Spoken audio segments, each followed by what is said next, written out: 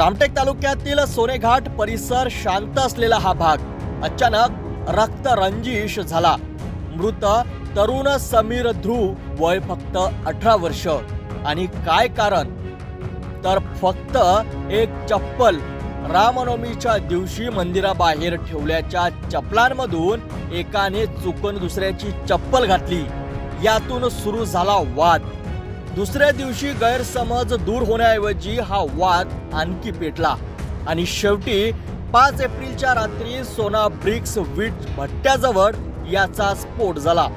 दारूच्या नशेत असलेल्या 4 तरुणांनी समीरवर विटा आणि काठ्यांनी हल्ला चढविला।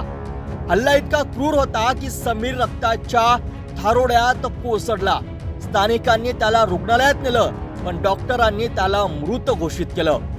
एका छोट्याशा वादाने घेतला एक तरुणाचा जीव आणि पुन्हा एकदा प्रश्न उभा राहिला, आपण इतके असहिष्णू कसे झालो। दरम्यान रामटेक पोलिसांनी दाखवली तात्काळ कारवाई। अवघ्या 2 तासात 4ही आरोपींना अटक करून पुढील तपास सुरू आहे।